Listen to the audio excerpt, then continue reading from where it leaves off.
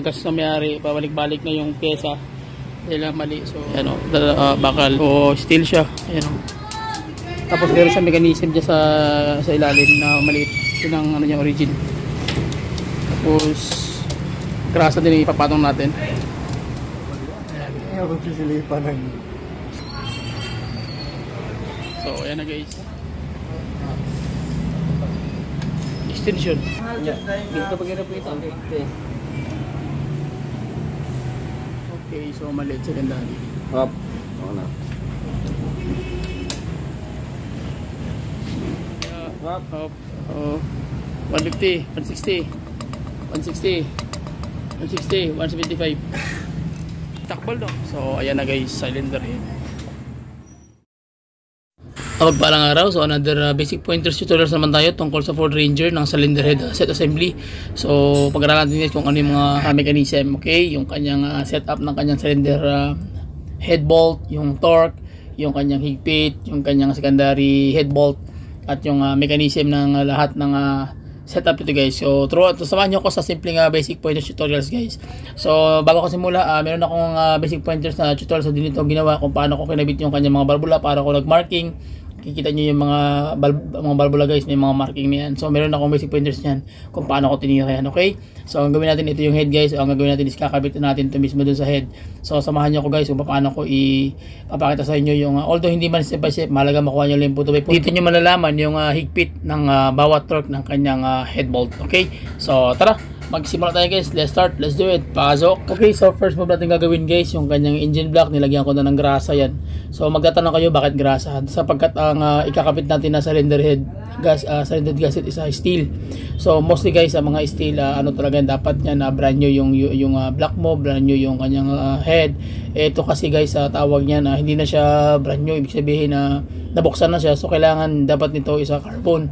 So yun nga, grasa ang nilagay natin instead na gasket cement, kasi nga tawag niyan hindi siya carbon type yung kanyang head gasket kundi steel. So kaya ang technique guys ganito, basic pointers pa rin. Ang steel type ng Ford Ranger 3.2 na head gasket ay double layer. Ibig sabihin na dalawang sheets siya na pinag-isa. So yun na po ang mahirap pag once na ang head gasket na ginamit mo ay sa steel. So ano siya, tawag yan, mabilis siyang mabilis siya mag-overheat, mabilis siya magkaroon ng mga leak sa loob ng combustion chamber. So ang ano yung dapat gawin diyan? So ang ginagawa natin diyan guys, once na talagang walang makita talaga na carbon type na gasket, yung ginagawa natin diyan, nilalagyan natin ng grasa, yung kanyang pinaka-sealant. Okay, yung kanyang pinaka gasket cement is grasa yung nilalagay natin guys. Okay, so check natin muna yung head gasket guys para makita. Okay, so ito yung kanyang ano guys, yung kanyang cylinder gasket, steel siya. May sabi ko na double layer, ayan o, bakal. Biga ka, good brad. Ayan o, bakal. So much better talaga, tawag niyan, ang ikakabit ninyo dito is carbon. Ayan o. So steel siya, ayan o. So dapat dito pinaka the best is carbon para wala kaintindihin. Ang problema nito dahil wala nga makita yung may-ari. So pwede na daw to, pero para sa akin mas maganda talaga yung carbon. Pero ikakabit natin to guys dahil yun ang gusto ng may-ari. Wala siya makita ng pyesa. Yan. So grasa lang yung nilagay natin para ano. Okay, so set up na siya. Mag kayo na bibili kayo ng ganito, ang original niya is ganito. Yan ang basically tatlo yung butas. Tapos meron siya mechanism dyan sa ilalim na maliit. Yun ang ano niya, origin. Tapos grasa din ipapatong natin bago yung cylinder head. Okay, so at least po yung basic pointers. Ito yung original merong ganito, parang bronze original yan. Pero dapat talaga guys carbon talaga dapat ang pinaka the best dyan. Tapos grasa lang ilalagay nyo pag ganito, pag steel, grasa lang.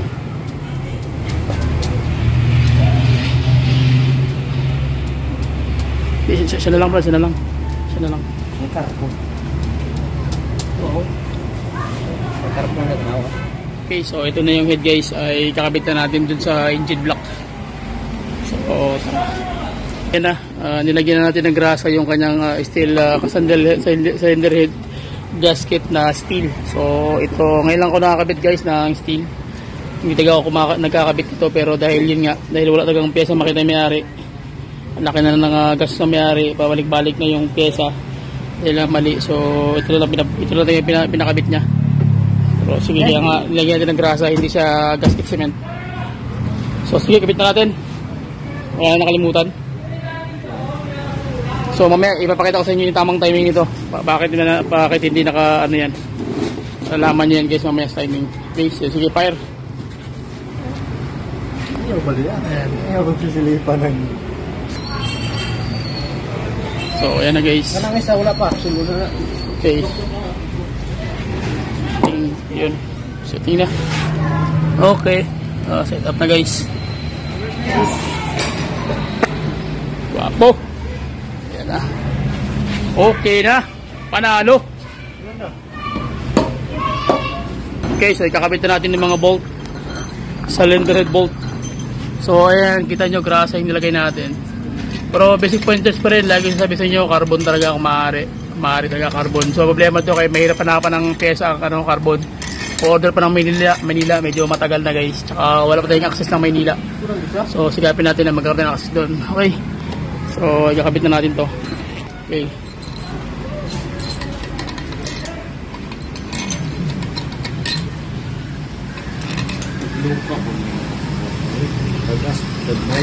Mabali na siya ko nun.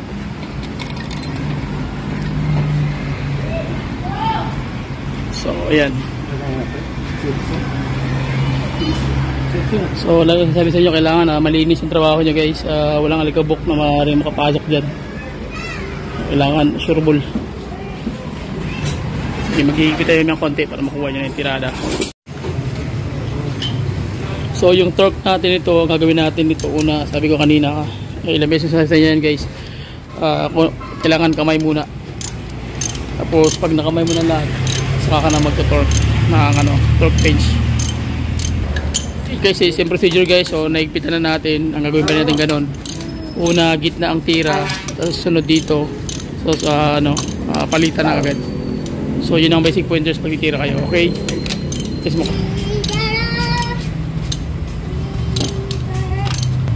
Okay. Okay, so unang higpit guys is 30.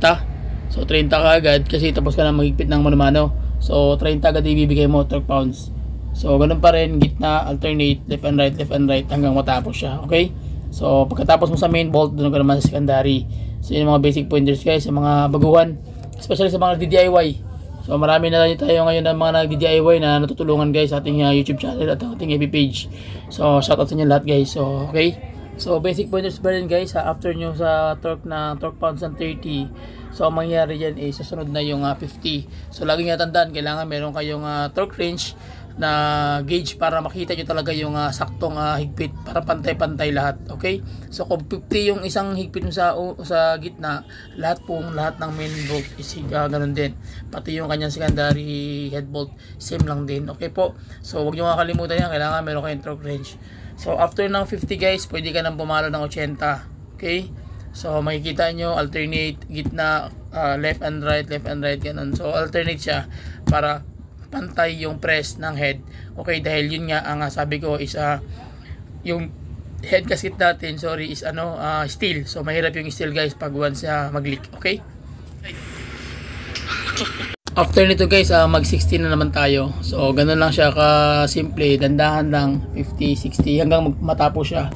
So ang pinaka nakakapagod na magtrabaho ng overhauling guys is yung maghihigpit ka ng cylinder head, kasi talagang yan, persahan talaga yung head para hindi siya mag-loose. Dahil marami din natitira na naglo-loose talaga yung head bolt, kaya yun na naging cause ng overheat. Okay? Okay, so tapos kami mag 60 guys, hindi ko na na-videoan, medyo na busy tayo. So ngayon is last part natin is tayo, nasa mga 110 na tayo, yung higpit na yan guys. So check muna natin yung ating mga birador guys. Ayan, si Brad Payat, saka si Brad Ping, ayan mga ating mga birador. So shout out, okay. At saka si Brad Ramil, shout out guys. So yan, malungkot nga, parang hirap na hirap magpigil. And then mangyayari nito guys, after natin maghigpit nito, magpapalitan tayo ng torque wrench.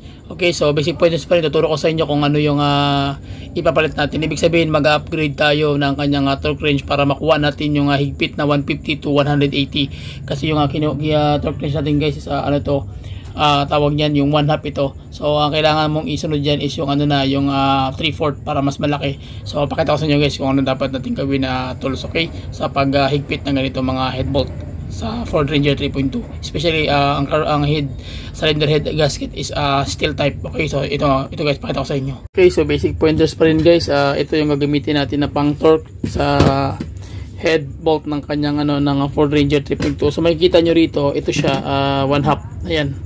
So ito muna ginagamit ko pang paghigpit sa unang arangkada. Ibig sabihin, hihigpit ka ng mga almost mga 120 to 150. So ito ang gagamitin mo. Okay, so ito yung tawag niyan gauge para makita mo yung reading. So after nan guys, pagkatapos mong gamitin ito, so sa cylinder head bolt ng paghigpit, ang susunod mo na naman is yung medyo malaki yung level nito. Bakit? Kasi ito hanggang 200 lang yung kanyang yung foot-pounds na kaya niyang i-reading. So ibig sabihin kung mga 150, so mga 150 hanggang dito lang siya. So kung timpihit na lang, sagad na 200 pero hindi na siya accurate. So tama-tama sa mga 120. So ang gusto mong na naman gagawin na sistema is yung dapat mag-upgrade ka na ng mga 3/4 na torque range. So pagtapos mo nito guys, ito naman ang gagawin mo.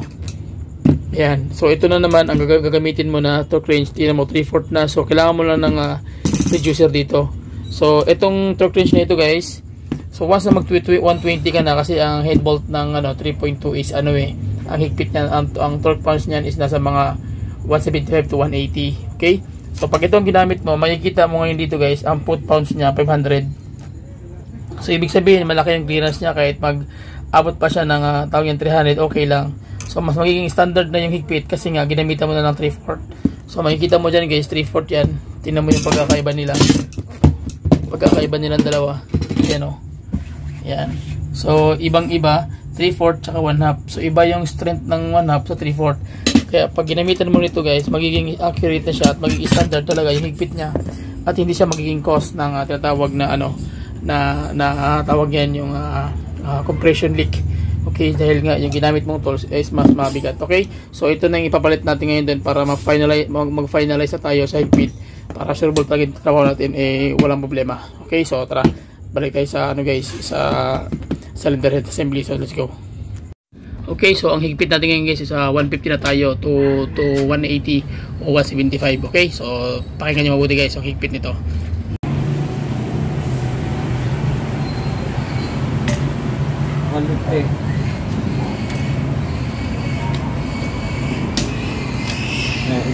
Sobra. 150. 150.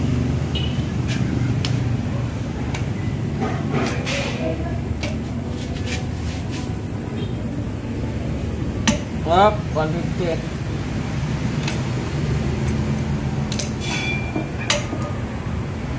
150.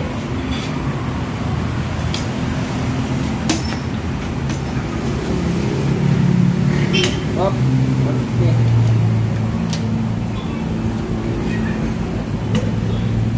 Up, 150. Okay. So sunod 175. Tunga-tunga sa 150 o 200. Next step guys, the final is 175 to 180. So ito na yung final guys para ma-set up na natin ang maayos yung kanyang head bolt. Okay?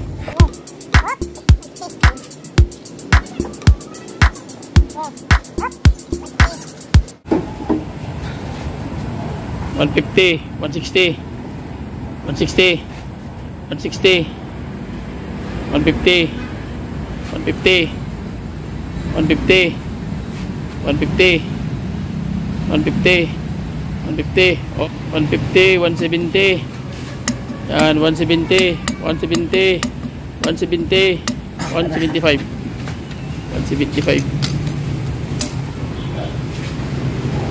yan, hop, ya, hop, 150, 160, 160, 160, 175.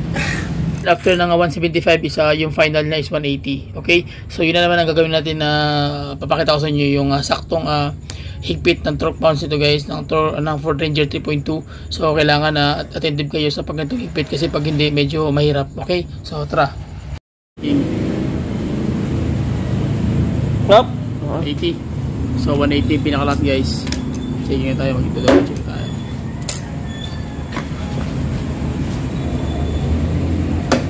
Sige. Okay. Okay, 180.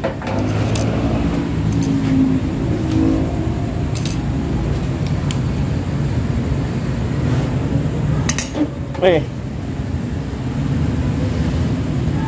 Okay. 180.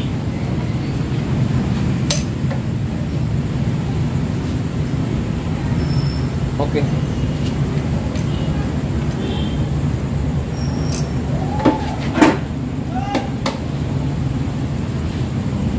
Okay, okay.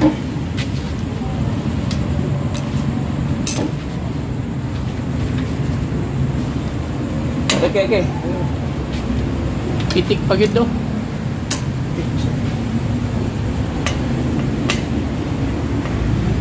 Okay. 180. Okay. Oh, tama ba? 180. So ang itong mga birador guys, Brad Pig, Brad Payat, Brad Ramil.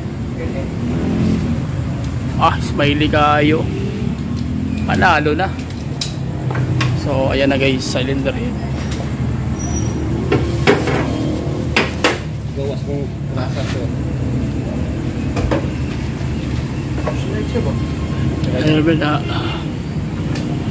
And then secondary head bolt guys is ang higpit nito is mag-start ka ng 70 to 100 talaga ang ano nito, ang pinaka-standard. Okay, so pakiramdaman natin guys kung anong higpit meron itong secondary head bolt. So to Up.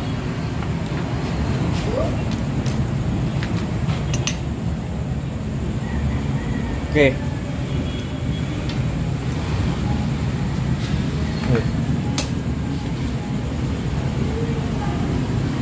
Up.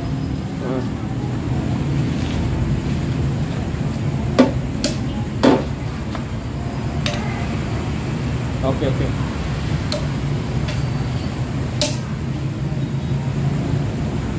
Okay.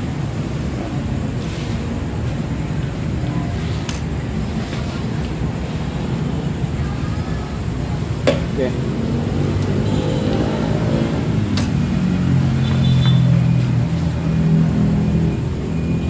Okay. okay, so 100 yung pinaka-last torque. Panalo na. Okay, so yun lang guys. Maraming salamat sa inyo lahat. So comment lang kayo sa ating comment section. Tanong lang kayo kung ano yung pwede nyo tanong at sasagutin natin lahat ng mga tanong nyo sa lahat ating mga kaya. Kung ano yung ating may tutulong sa inyo ng mga tanong yan, electronics, electrical, fault code, o ano mga clearances, etc. etc. So tanong lang kayo, comment lang kayo, and then magre-reply pa ako anumang oras. Okay, so please subscribe to the YouTube channel guys. God bless sa inyo lahat. Share my video and bye bye. Yun lang. God bless.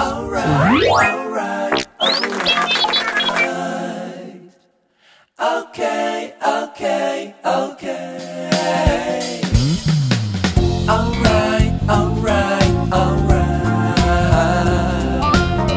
Okay, okay, okay.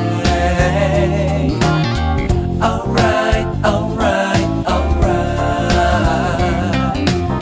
Okay, okay, okay. Da da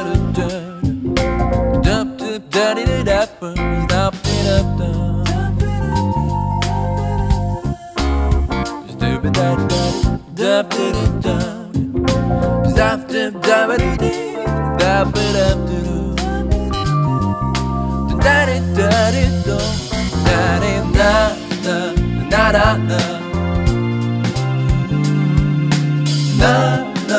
Na